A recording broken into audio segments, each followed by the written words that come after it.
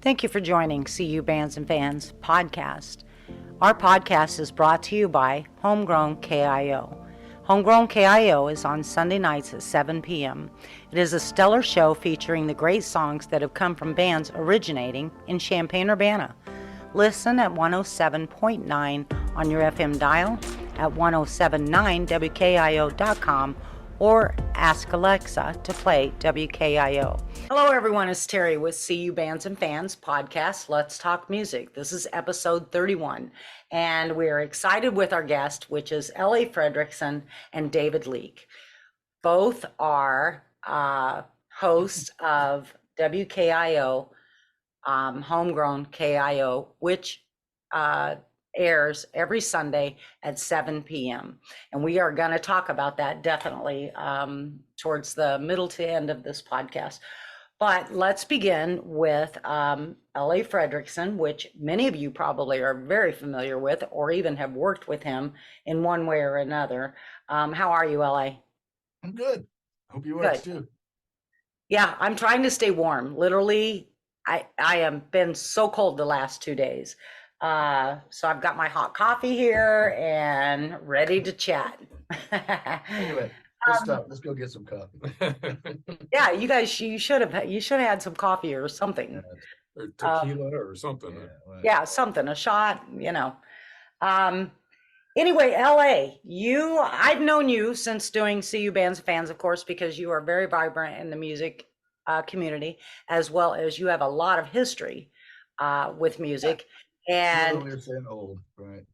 And your son Drew is in music as well. So, you know, there's a whole lot there. And then when I was on your program, Homegrown, a few weeks back. It's now a really big program, Terry. Ever since you were on. Yeah. Well, we're going to keep that growing, right? Homegrown growing. That's what I like that. That's what we're about. But when I was on your program, you brought up that YouTube video of Parkland and Havana ducks. Yeah. Which I have since posted on our page, CU Bands and Fans, which got a lot of comments and attention. It was very interesting. But Parkland and Havana ducks was one of my go-tos when I was 17 and just became in love with live music. Yeah. So I wonder, when did you play with them and for how long? Okay. That I think was around 79, 78, 77, 78, 79, somewhere in there. I guarantee you I was there on the dance floor when you were playing drums. Well, see, Pork was so big I couldn't have seen you when you were down on the dance floor because I was right behind him. Yeah, exactly. Maybe that's why space. He took up some space. Yeah. Doggone it. I would have noticed it too. Well, I didn't notice. I didn't even notice a drummer. So yeah, you're see you blocked that. Yeah. You can be heard. Yeah, that's right. I can be heard but not seen. Yeah, exactly. Yeah, that was. Let me just say that. Twice, and this is how it kind of happened. Twice, I followed a drummer named Erin Woods. Erin was playing drums with the Water Brothers, and I was doing.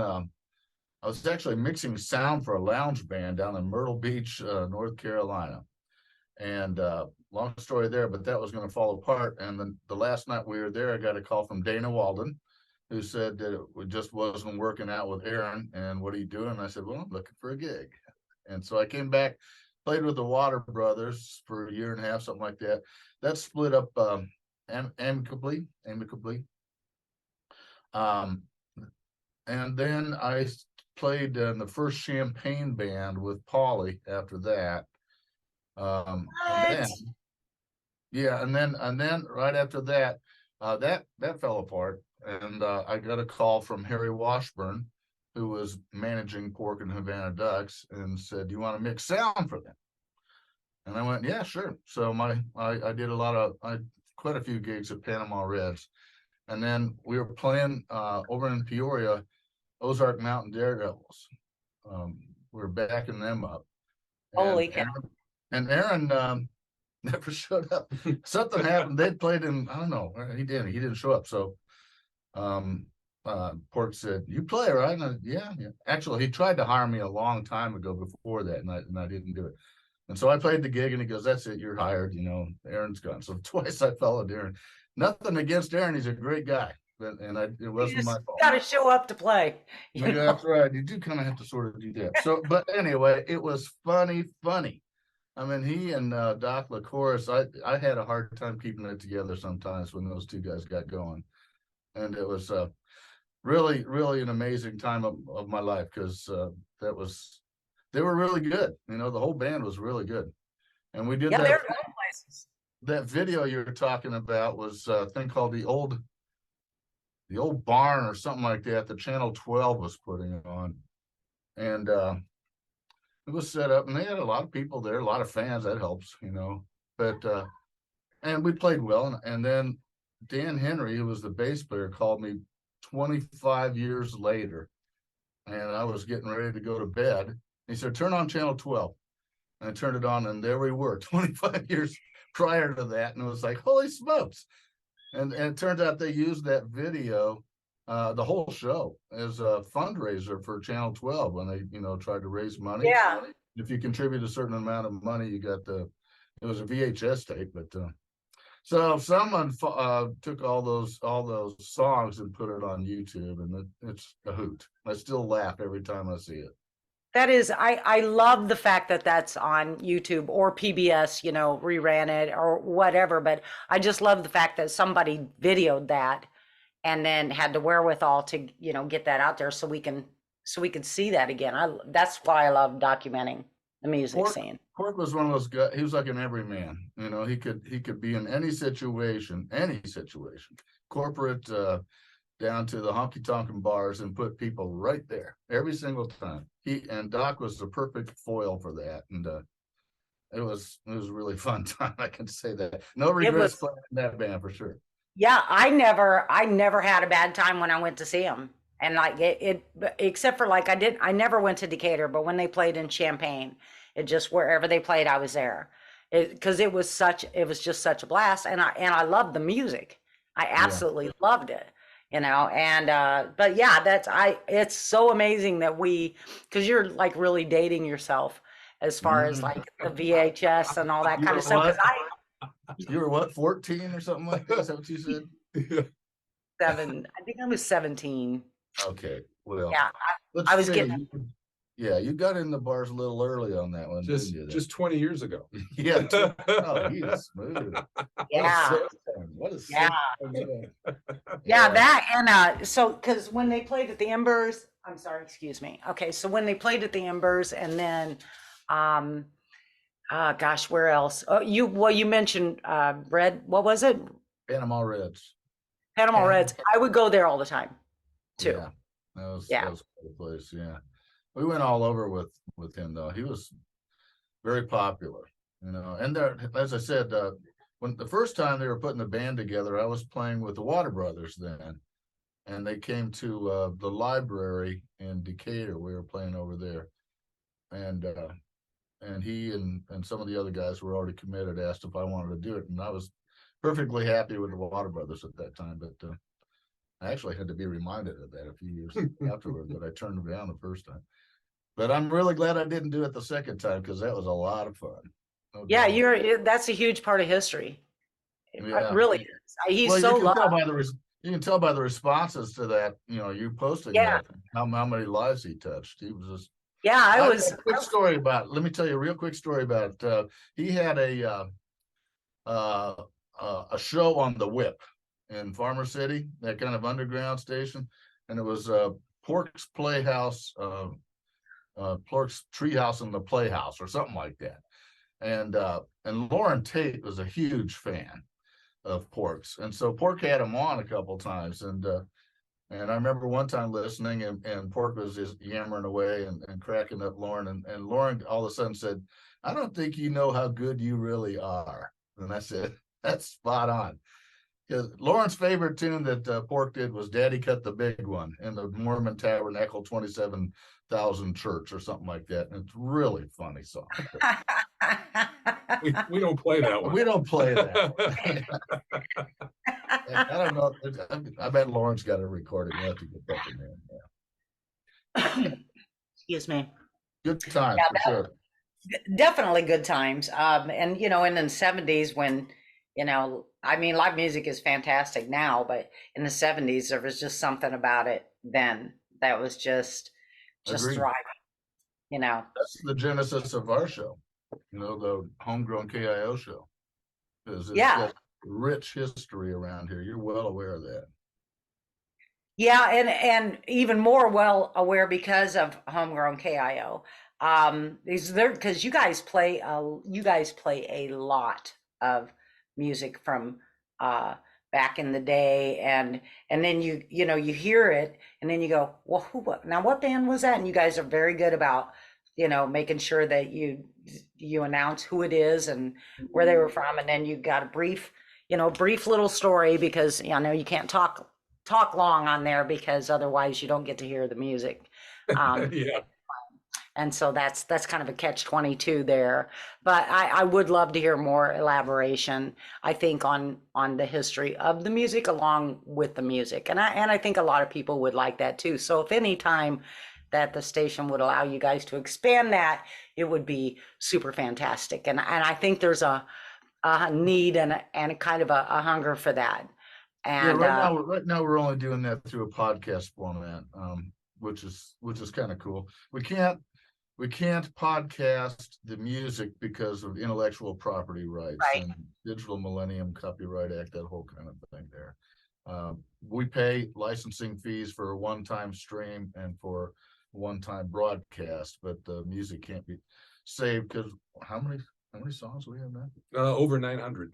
And that's something. Over 900 songs. About 908 right now. Yeah, local man, and you've contributed $300. One just came in. Yeah, we just got one in here, Dave Dreyer. We're kind of put out a call for Christmas songs, and we're getting a lot of really cool things coming in here. Yeah, I just shared that again a while ago. The call for local Christmas songs. So yeah, I think appreciate that. Yeah, but the point I'm getting at is that we would have to have a written agreement with every one of those songs, whoever recorded those songs, in order for us to even consider putting that as a podcast format. And that's a little tedious right now. So until things change legally, the only thing we can do, which is what, back to your point, was talk more about the history of the area with interviews, and that's fine too. Say, and we've got what, 6 or 7 of those. Yeah, something like that. I haven't checked lately. In fact, so you do this podcast that talks more about that, and is that on the website? Are you doing that currently? Yeah. Yeah, we haven't done one in a while. Yeah, but we did an interview with Alan Gratzer of REO Speedwagon, and we did an interview with the One-Eyed Jack. Yeah, that was awesome. That's where we're counting the really the beginning of this amazing burgeoning music scene with those guys, because they were something else. And we did a really cool interview with them.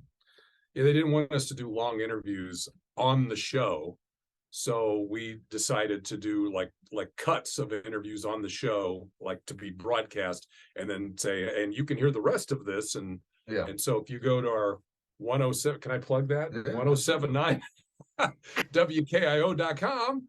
And look under podcast. I haven't checked it lately, but because I heard the one you did with REO.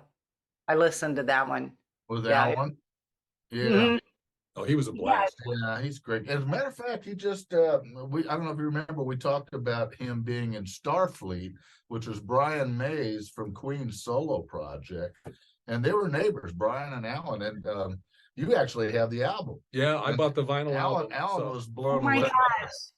Yeah, but they just said that Brian has been remastering all of his solo work, and Alan said the remastering of the Starfleet project sounds really good. So we're excited to maybe get that on sometime. But Well, I think it's so cool that you guys, I mean, if you could do more podcasts with the history, the past live music, and then we're doing podcasts with the current yeah, local live music, I think yeah.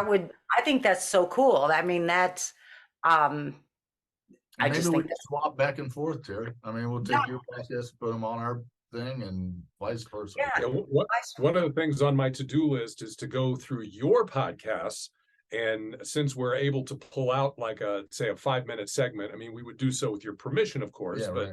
but we pull out a 5-minute segment and play it on our show live, on the radio. And then we can say, hey, to hear the rest of this, you Yeah. go to CU Bands and Fans and, et Yeah. cetera, et cetera. Yeah, and Everybody- vice Right. yeah, and vice versa. I mean, Yeah. because I forgot I did go to the website, did hear your podcast, and I thought it was fantastic. And so, I mean, we could obviously put a link on there too. If you want to hear some podcasts from these, whatever. Do you just do them? Do you do them like? Are they structured yet or scheduled yet, or you just like have done a few and you're? Well, as he said, we haven't David's done one in a Yeah, while. we haven't done it in a while. Haven't done I one was in a gonna say, while. I think I know the answer to that. We're due for another one. We actually have. Remember, we made a list of one time of the people. Get Mark Rubel on and Yeah. and Mike Hustler from Slink Rand and Clockwork Orange, and so we actually have a list. Then it's just a matter of Well, us getting together and doing it. Time. Yeah. we did Mark for the very first July 4th fundraiser. I think I talked to him back in the other studio. I wonder if that's around somewhere. It's got to be safe. Yeah, I don't know. Anyway. We did one with Mark Rubel. Yeah. Talk about peeling an onion. Right. Right. It- Yeah. I knew he was, I knew he was talented and, but I had when we began that podcast, I was like, okay, I'm already feeling overwhelmed because I've got so much I want to say to him or I want to bring out of him, and just kind of strategically asked a few questions, and here it all came. And I was like, this guy just is incredible. He's really And- bright, really smart too. He gave the best wisdom. I mean, there was so much wisdom in what he was saying. And he said something that, I mean, it stuck with me ever since, because we talk about digital versus when you used to go out and purchase music, and how local musicians can get their music out there now, and how it's really, I think digitally is tougher than Oh. how, yeah. Alan said something that blew me away, because they ended up, what was this? We went double platinum. What was the deal? He said that it takes like 1 million streams. I think it was something outrageous to equal one album sale. It was crazy. When is something like that? Let's go back I and don't listen to remember that. the numbers. It But yeah. is. It is crazy, and I think it's overwhelming, and I feel for the musicians that have to get everything out on a platform like that now.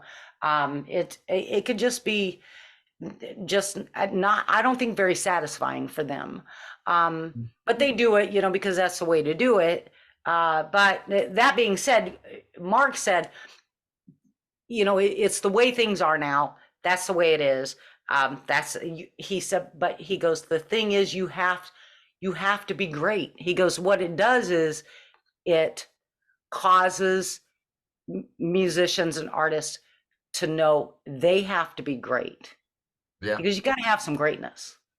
And Yeah, I was or like, something that's extremely marketable, which doesn't Yeah. necessarily equate to great, but yeah, true. like, well, Taylor Swift, she broke Ticketmaster and she won everything that she was up for last night. It's like, I like her, but that's I a don't lot. see that greatness with her. Yeah, She's she a hard does. worker.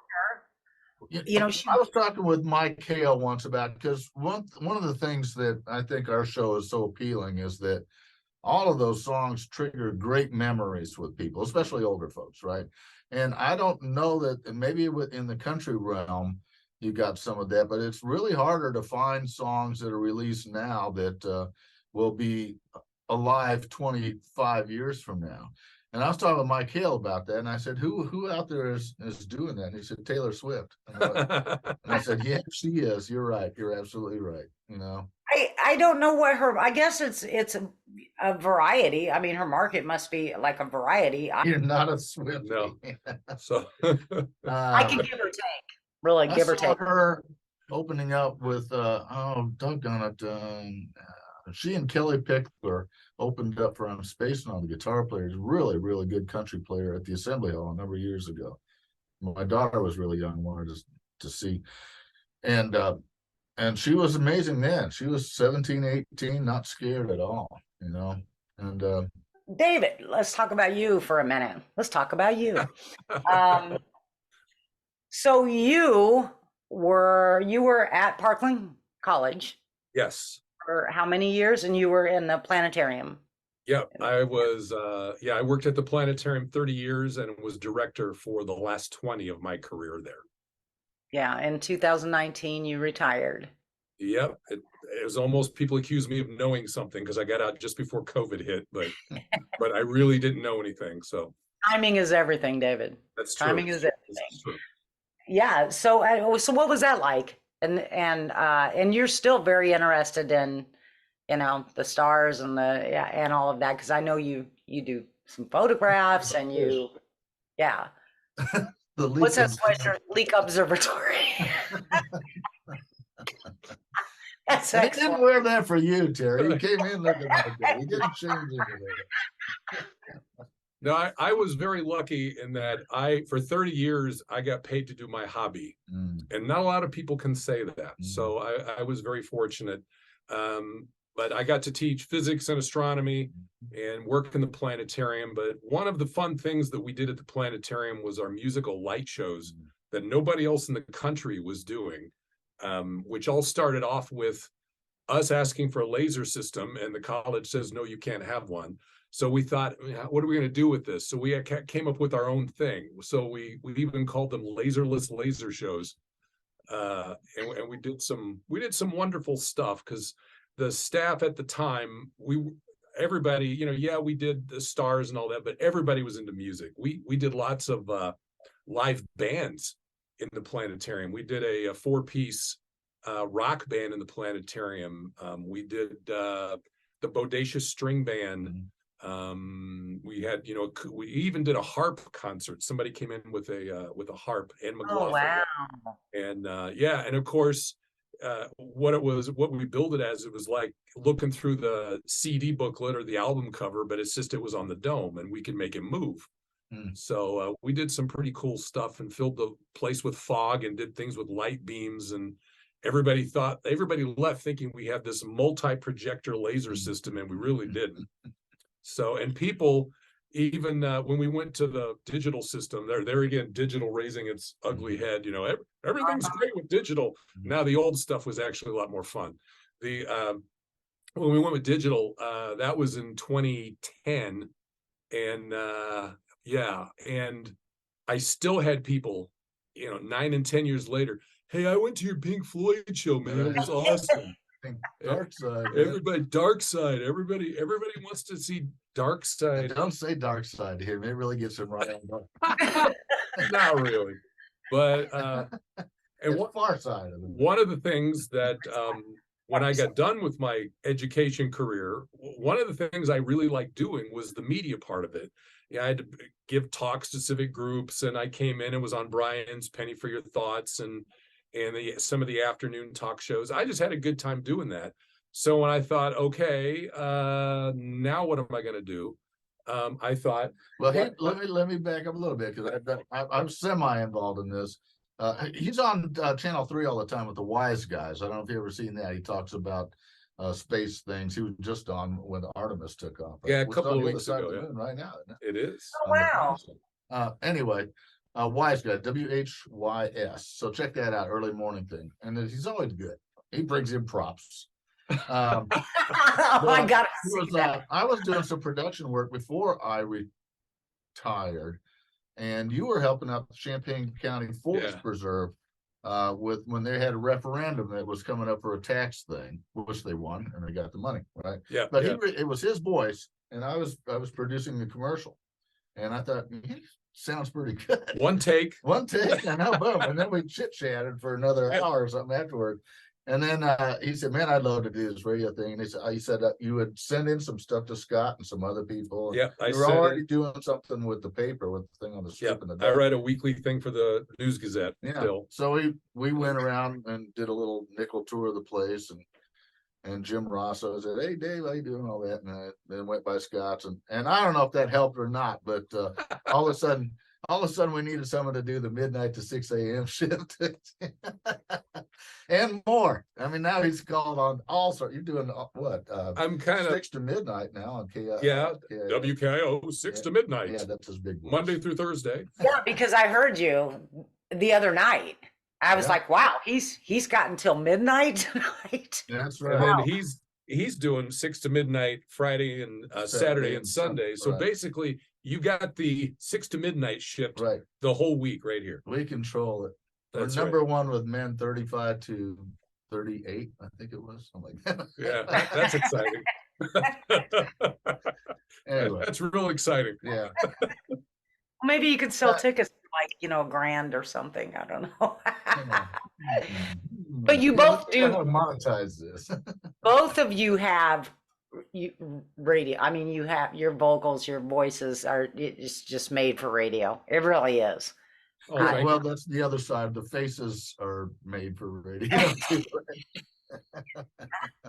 Well, when I sub for him, if he's going to be gone a weekend, then I have to get my voice yeah, he's down closed there. the tape I have to down. get it. This is Dave in for LA Fredrickson. Yeah, right. I can't do that. Yeah. I sound like I'm singing that Low Rider song, We do that in Tons of Fun Band. Big Daddy.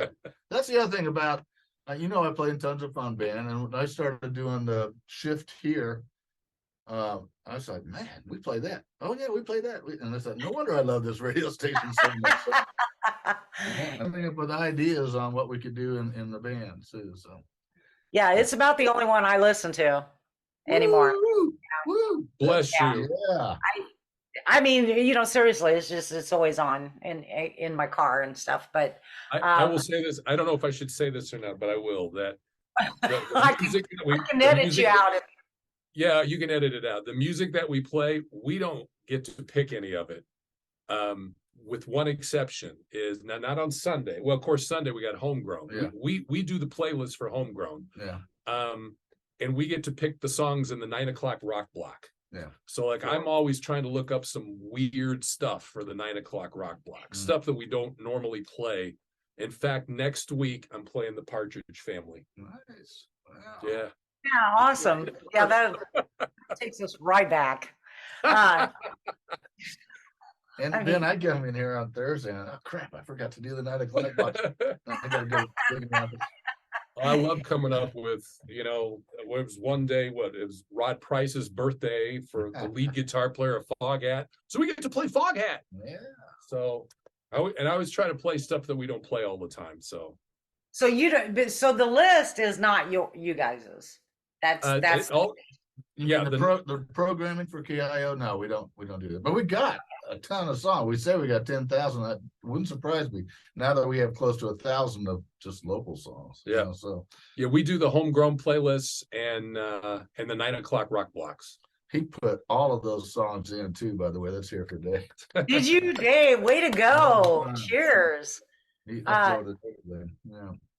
So yeah, that all that stuff takes time and work, but it's well worth it. How did WKIO or Homegrown KIO come about? How did that begin? And how go ahead.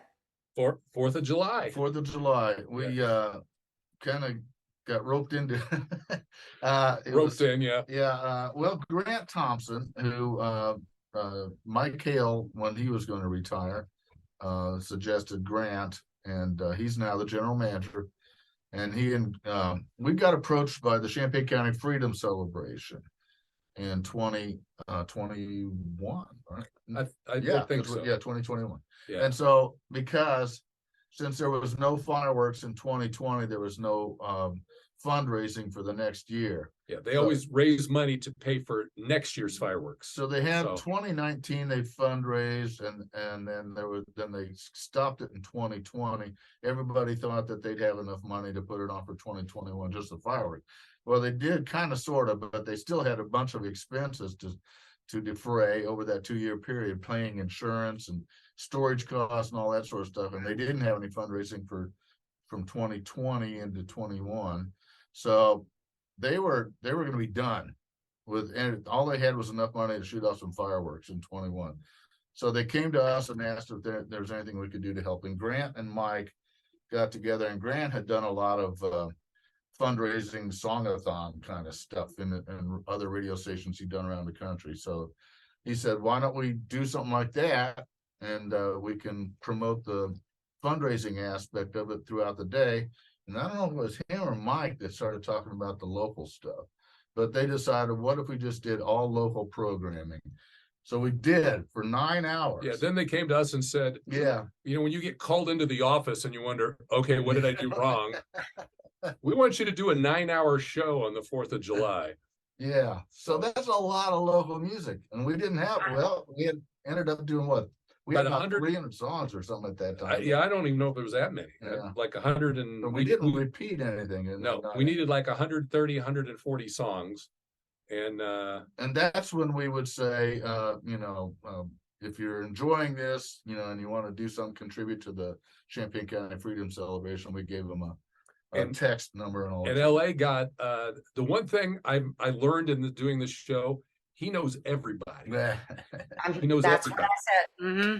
Yeah, and so, you know, I do some of the behind the scenes work, but he knows everybody. So you got your buddies to, you know, Neil Dowdy and Bruce Hall, Mario Speedwagon, and I talked to Mark then too. Yep, they did a bit and said, hey, you know, when I was in Champaign, I love fireworks, and we'd like you to give for the. So they did some promos for us, which was really cool. Yeah, it was. And but that started it.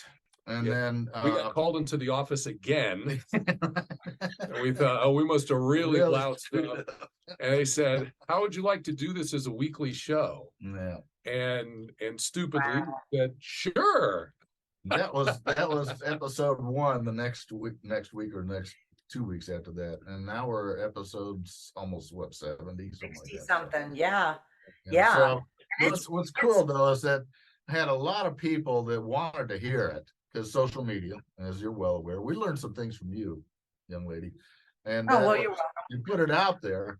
And everybody that still is interested in the Champaign Urbana scene, which was pretty strong anyway, it's got tentacles all over the country. We had people responding saying, I don't think I ever listened to 9 hours straight of radio before. Like Dana Walder from Champaign Band, he said it was phenomenal. And the real cool thing, they stayed tuned in. Yeah, they stayed. And he had a really good point. I'm sorry, I'm getting all excited here now. No, it's fine. I haven't even had any coffee. But he said, you know, when you're playing all the time, everybody was a friendly competition back then, you know, and everybody kind of supported each other, but still, you know, you want to do your own thing, and everybody was playing all the time. And he said what he was mesmerized by that particular show was that he heard a bunch of bands and songs that he had never heard before that were right from this area when he was playing in the Water Brothers. And he said it blew him away because they'd be getting home. He didn't get to hear them.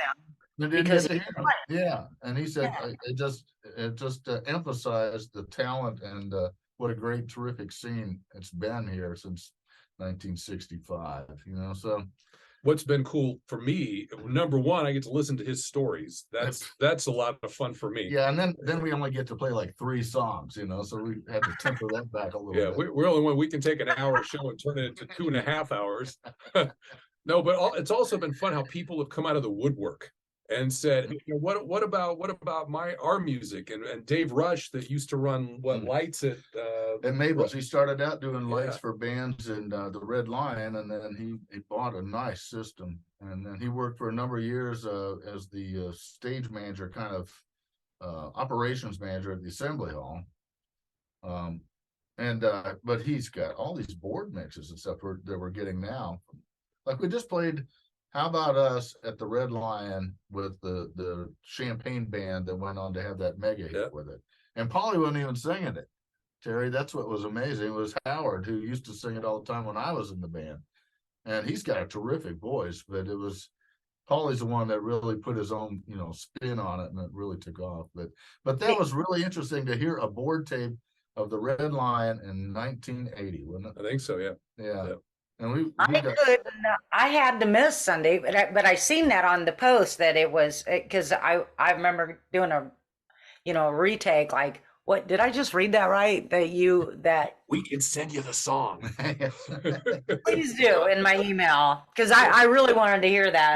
We had a guy from Frasca International. He wrote us and said, hey, I've got some live recordings of the Jesse Ross band. And it was something that we were looking for. Right. We got Bruce Hall, had to get out of high school, right? And that was Feather Train. Yeah. Mid-State Illinois Blues. He wrote that song, and all the stories exploded because the people that are still Little Bit. I forgot her name, real name, but everybody calls her Little Bit.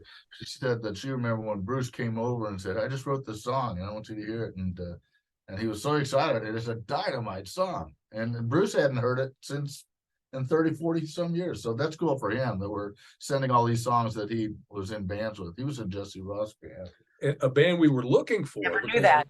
The whole Kickapoo Creek thing that we did at the Virginia Theater was a band called The Guild. And we didn't have any tracks from The Guild until another friend of Larry's. Yeah, that was a cool story. The Feudin' Hillbillies. Right. Derek said he recommended us to a small town in Illinois just outside of St. Louis, Bobby's Frozen Custard. And I swear something like out of the Last Picture Show or something. It was a bunch of neon lights and cars cruising up and down the square. And he fancied himself to be a concert promoter while selling chocolate chip frozen things, really good, don't get me wrong, but so we played down there, but when I was talking to the owner of it, he said one of his best friends who provided him with all of his signs used to play trombone in a band called The Guild. And I thought, you're kidding me.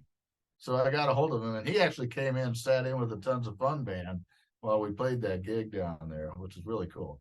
And then we didn't have any, Michael McDonald was in The Guild. Did you know that? Did not. I know. I gotta honestly say I hadn't heard of The Guild. Well, they were something else. They were right up there. There were 4 or 5 super groups early on when Blytham was doing things. One Eye Jacks was on the top, and then below that was Finchley Boys and Feather Train and The Guild and the Esquires. And they were all super groups. And The Guild had a big horn section, and so we reached out to Bill, and he sent us a bunch of stuff, and he had a bunch of great stories about Irving Azoff and Bob Nutt and living here in Champaign-Urbana, and just amazing. Yeah, it was really fun. So it's just taken off, and I'm a big music history buff. I love reading music history. So and we found out, there's a Fans of Mabel's Facebook page, and there's a Bob Nutt Facebook group, isn't there, something? Well, that whole story, Facebook. Terry, right? When he passed and we did that memorial concert at the Virginia, that was cool. We raised $13,000 or something like that. Yeah, and I got to know who he was through ULA and with the Red Lion reunion. How did you get involved in all of that? Like the Red Lion reunion thing, the 50th is what we had attended. I hadn't attended one before. And I'm telling you, that was so super special. Zach and I, when we walked in there at the city center, we looked at each other and I go, I can't believe we get to do this. Like we both were like, can't believe we get to do this. This is so incredible. The really cool thing about that all those bands we were wondering if we'd get anybody, first of all, and then we ended up with too many, right? It was a 3-day event. The first one was 3 days at Fat City, and that was before the city center was even built. That was for the 40th. And then the 50th was again, and everybody played for free because we were donating money away for that. And I think we raised $35,000, we'll say, over the 2 events. And wow. the money went to band instruments for junior high and grade school and high school bands in Champaign-Urbana. And so then we got a list of, this grade school bought a triangle and a pair of cymbals, and this high school bought some timpani, and it was really cool, and That is everybody felt really fantastic. good about that. Yeah. So anyway, that was labor of love, a lot of work involved, sort of like the Christmas shows, when it's over, you can reflect fondly. It's when Yeah, you know what that's like. yeah, Yeah. yeah. When in the Christmas shows, that's another thing. I mean, look at all you've done, LA, and you're still doing it. Like you have done a lot, and I don't know if you realize that or not, but that's a lot of impact. That's a lot of, bringing a lot of awesome, incredible events in Champaign. Um, but Well, the Christmas program, that yeah, was a fun thank you. as well. Thank you for saying that. The Christmas show was I had a soft spot in my heart. Well, I was involved through the radio stations here with Developmental Services Center, and they always had that. They still have it. The Tree of Hope up there on North Prospect, Yeah. and they light bulbs. Every light bulb was worth $50, right? So when one of my daughters was in third grade, I think, she came home with saying that we need to save all of our aluminum cans because we're trying to buy a light bulb for the Tree of Hope. And I went, wow. And so then it went from there that we were going to do a Christmas show at the Virginia, and we wanted to give the money away. And I thought, well, that's a good one, because I told you the other day, it's a pain in the butt getting through the thing. But when you finally plug in the tree and you see this visual representation of what it was all about, we had our own tree there for a number of years. And so that was worth it. A lot of work. And you know how that is, Terry. I know you do, because you had all those award shows you did for a while. And but you were Yeah. talking earlier about a lot of people that you've interviewed and stuff. Dodie Cosmetti was a big part of our Christmas show, and she always coordinated the background female vocalists. But man, when you've got a cast of thousands and they're all volunteers, and little kids and Yeah, adults it's that it's are acting really like little kids.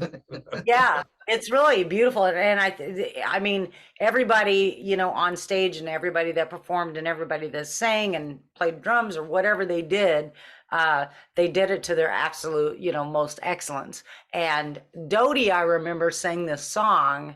It was, I can't remember the name of the song, doggone it, but I ask her almost every year at She Christmas. played piano. Was it the River by Joni Mitchell? Yes. Yep.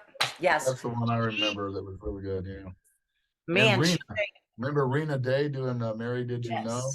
yes. Man, Yes. man, she got standing ovation. I just got Yeah. chills about that. She And was so it was just beautiful the whole program is beautiful to watch. And I know when that came to an end, that people, they're still sad that they don't have that to go to on Christmas, because it was something everybody really looked forward to.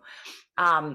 Then that one year, I had the time to do that. and Drew, I think your son Drew, like, he would perform and help out, and Polly Carmen, and just, oh man, it was outstanding, So, well done, well done. Thank you for bringing that and raising that money and all of that, and to everyone that was involved that played for free so that you could raise money for that. That's the beauty of our music scene. Yeah. It really. Well, I saw you were actively involved with Stephanie's big party last Saturday night. Yeah, Saturday night. I was out until midnight, guys. Do you know how long it's been? Do you know how long it's been since I've been out to midnight? Yeah. 2019, Yeah. somewhere in there. But yeah, that was a great time, and Tom Grassman band played, and I saw you got a shirt out of that. Yeah, you're wearing it, right? yeah, I did. Yeah, Tom knows what he's doing. Tom there and was I, yeah. Tom and I were on Candy Foster's scholarship thing just recently too, that we did out of Parkland, and those are fun events, and obviously worthwhile. And he does that every year, doesn't he, Candy? Yeah. Yeah. In fact, we just got a final meeting. I think it was $1,500. So that's three $500 scholarship things for Parkland fine arts kids. Was kind of cool. Fantastic. See, if we dug deep, I mean, if we even just dug just a touch deeper, there's so many musicians that are doing things like this, and the efforts that they're making to, bring awareness and to make, raise money and all that kind of stuff. I mean, it is a wonderful. Here's another guy that plays for free all the time too. He's see, when he Did he retired, play the guitar? when he retired, he had a bucket list. He always wanted to play on a stage. Yeah. It took you what?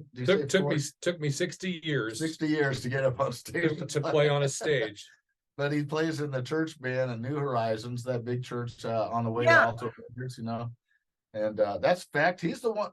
Another huge story. Rick Sadowski. Yeah.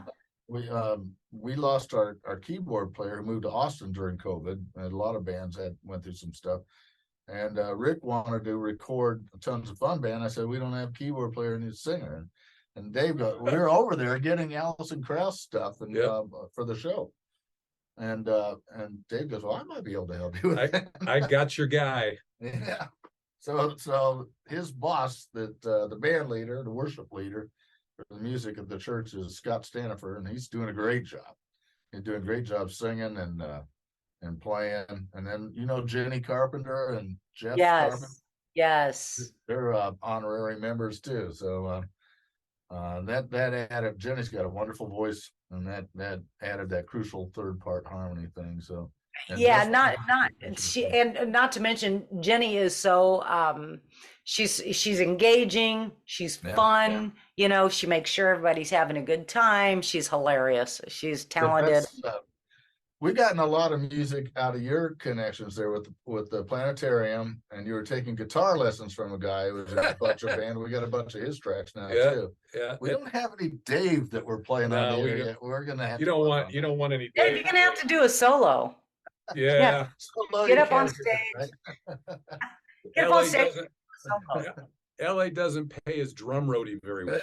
It's true. And boy, do I need him. Holy smokes.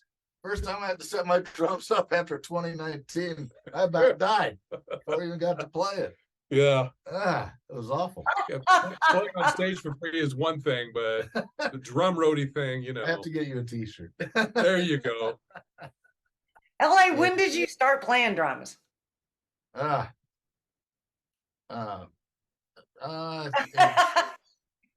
had to dust off the brain cells. 7th grade, I think. So, yeah. I played piano before then, which is important. Piano is great to get a real good idea of music, even for drummers. And then, 7th grade. And that's a whole nother story, but I've been playing a long time and I haven't gotten any better in the last 15 years. So, I mean, what drew you to drums? Golf game. What? You like to beat on things. Yeah. All right, here's a good story. It's aggression. Real quick story here, though. My first band I was ever in, Scott Carlstrom was the bass player, and he and I have now been playing together for over 50 years. It's amazing. But his nephew and Drew played in a band together, and Scott and I played in a band together. And Scott's dad was a local attorney, but he was also the Musicians Union treasurer secretary for years and years and years. He played, and my dad played in bands together. So that's 3 generations of Fredrickson Carlstroms that have been playing together now in this town. Wow, that's amazing. Yeah. Yep. Yeah. So I digress again. Sorry. So what's your plan with or what's your next gig with Tons of Fun? I guess I can announce this. We are going back to Summerfest, which is awesome. We haven't decided whether it's going to be July 7th or July 8th, but if you've ever been to Summerfest in Milwaukee, that's a fantastic place. And then we've got Are you paying roadies to go to that? Because David's like Yeah, it is quite a place. It really, there's 14 permanent stages there. The amphitheater seats 24,000. The stage we're on it, $1 million PA system. It's just amazing. Anyway, so that's in July, and we've got Pippa's of all things reached out to us, and they want to do. They're planning some outdoor parking lot parties like Rose Bowl is doing, and so we got one of those secured for the end of August, and then we don't like it's too cold. Right? Yeah, no, I hear you. So maybe next spring, we'll start springing up and playing some other stuff. But Well, because how many is in that band in Tons of Fun? 10. Yeah. 10. And that's a lot. And it takes some coordination to get everybody on. It's like herding cats. On the same, yeah, I can't even imagine that. That's gotta be. We've all been, the core of us have been together a pretty long time now. You interviewed Joe for this podcast. I remember that. Yeah. Yeah, we're gonna have him back I think in December or January. Tell him I said hi. Yeah, I will. Yeah, we interviewed. Yeah, it was that was a good podcast with him. It was. Yeah, I was a little nervous, but he came through just fine. Yeah, I bet. I was like, I bet you the rest of them are listening. Like, what's he gonna say? You have like a dump button on your machine there somewhere. We got that here in the studio in case you say something we shouldn't. We had to use that for her several times. Terry, that dump button ready. Get your finger on that dump button. You never can tell what she's gonna say. Hey, on Homegrown now, we've got Terry's pick of the week. Yes, let's talk about that. Yeah, let's talk about that. So we've got Ario coming up, early Ario. Yeah. When we do what we call shuffles or mixtapes or however you want to call it, where it's just kind of random, then we always try to get it. We played Ali Brand last week, which is really good. You loaned me that CD, and I have to get that back to you. That was really good. But yeah, she's quite good. So that you didn't know that was your pick of the week. That was Terry's pick of the week. Yeah, I seen that, and I was like, oh yeah, that's from the Ali Brand. Yeah, she recorded. So we'll have to do a little bit better job of a heads up. She recorded with Jordan Cundiff on that. Really? Yeah, that's who recorded her. And then, but wait until I meant to get them Sunday when I was over there at my studio, because I've got a shelf just loaded with local. Wow, I mean, great. I've got so much local music, you guys would just be blown away. So I'm going to get all of that and bring it to you. Then you can have fun. You know, a lot of fun. We have 900 songs. Now we got 1,800. Yeah, we'll double that. And I also got the guy that used to run Parkland's radio station, Dan Hughes. He's got several records that he said. We've got some from the Historical Society. We've got from the Sousa libraries. We've got. The Sousa's got a great collection. In fact, we want to get to talking to Scott Schwartz as the archivist at the Sousa library over on campus, because we thought, we've got this stuff here, but we need to archive some of this stuff. Yeah. Mm-hmm. And in fact, this is history. When Mark Rubel left Pogo to go to Blackbird, he gave a lot of his stuff and recordings over to the Sousa library. But Roger Francisco, right? Yeah, I mean that's. Yeah, now I wonder if because we talked to Sean, I believe his name is. He archives a lot of the jazz that began here. I mean, throughout years and years and years. So he archives that, and I'm like, well, what are you going to do with it? Like, do you need somewhere to play it, or you need somebody that's gonna, play it? You don't want to just archive it. You want to archive it, but you want to play it, Left, probably. Yeah, we also have to be careful of our station's genre. Yeah. That's I'm glad you brought that up, because that's important that you brought that up, and we are going to talk about that. And because I know I see a lot of people, where can I send this or whatever, and it's like, I don't want them to be, hurt or offended if they don't play what they're playing. So let's talk about the genre and why you have to be selective that way. Well, we get away with a little bit extra, like, okay, 1079's classic hits. So we're basically 60s, 70s, and 80s. But at the same time, the show was all about local music. So we did a whole Appaloosa show here not long ago. Okay, that's sort of country, but I mean, it's local music. So, we haven't done any rap stuff. We have lightly gone into maybe some jazz. Jeff Helgeson has got some great stuff out there. So we played a little bit of that. Of course, R&B, love playing Candy Foster. Love putting that on the air. God, yeah. So we're able to kind of stretch things a little bit, but we also have to be a little careful. We don't play as much newer stuff. We still probably 70% at least is the 65 to 85 area. So we appreciate the new stuff, because that's something that you're doing that's really cool, is to know how alive and vibrant that still is around here. It's very much so. And original music has just made its way up. It's just like really kind of like coming up to the top and to the surface. And there's so much of it. I mean, there's so much of it that it's sometimes I get overwhelmed with it. I'm like, I can't. I'm trying to keep track.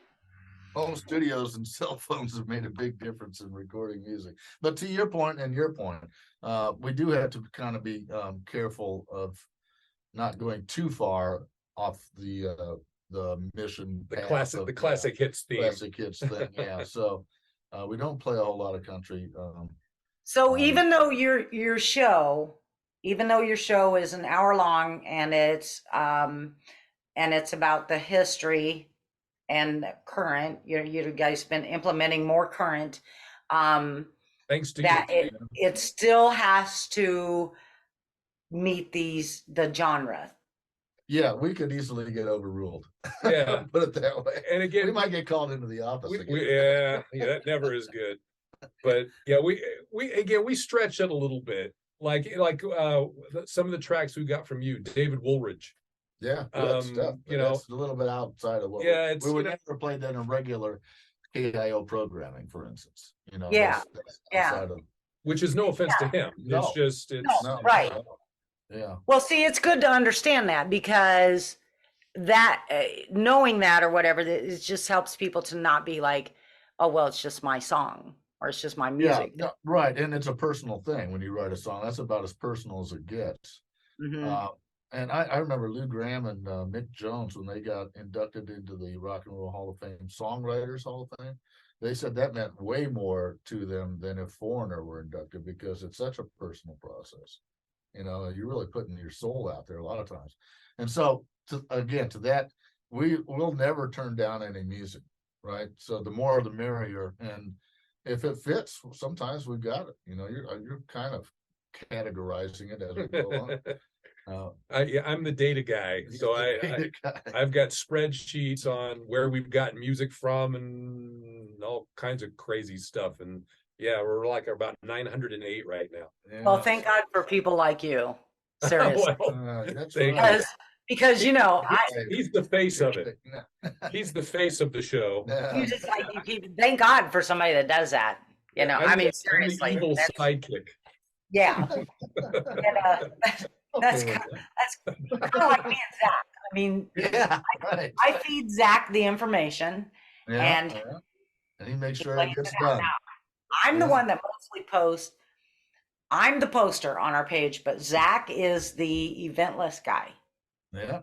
And he's got a system of how he does that, and I've told him that's phenomenal.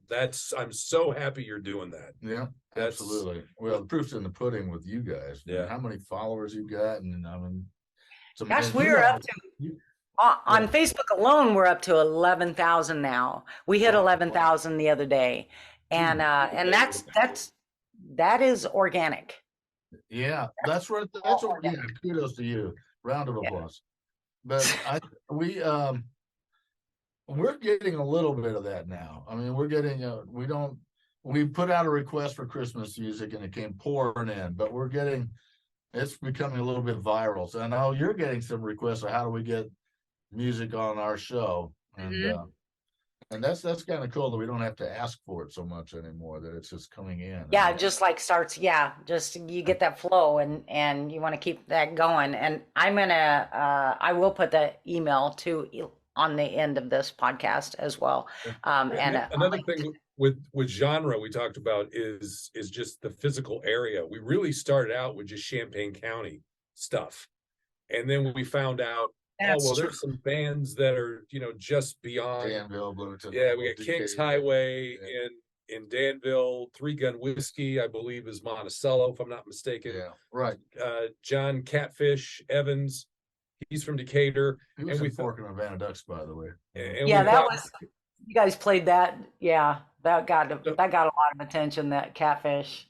So we've kind of gone from, again, we'll see if we get called into the office.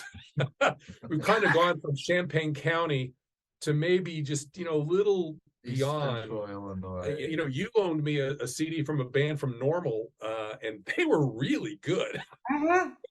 That's crazy. Brothers. Yeah. You can't say Something Brothers. That's what they were called. Yeah, like if somebody called us from like Chicago or Kankakee, that's maybe we probably can't play that. Yeah. Yeah. More like 75 miles, 80 miles now. Yeah. And see, that's what ended up happening with us as well is I started the event list. I was like, I'm going to compile an event list because I can tell this person's playing here and da da da da. So I began that. Then I got like seriously hurt, and it was 3 months of healing and surgeries and the whole thing. So I was like, Zach, can you take over the event list? And he goes, yeah. And he did. And then he did spectacular. And then I was like, you might as well stay with this. I don't want to try and take this over again. You've got a way of doing it. Well, as he began to do that, then we started to expand to, these musicians in Springfield, and then there's musicians in Normal and Bloomington and Danville. Of course, Danville's got its own like kind of, huge. Danville played, I think, mostly through COVID than anywhere around us. They were still, doing what they could.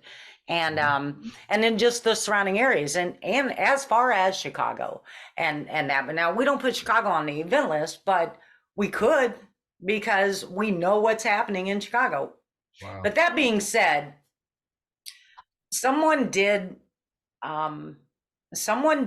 message us and said, I don't know why you're called CU bands anymore, because you guys are, outside of CU. And I go, well, the music is outside of CU too.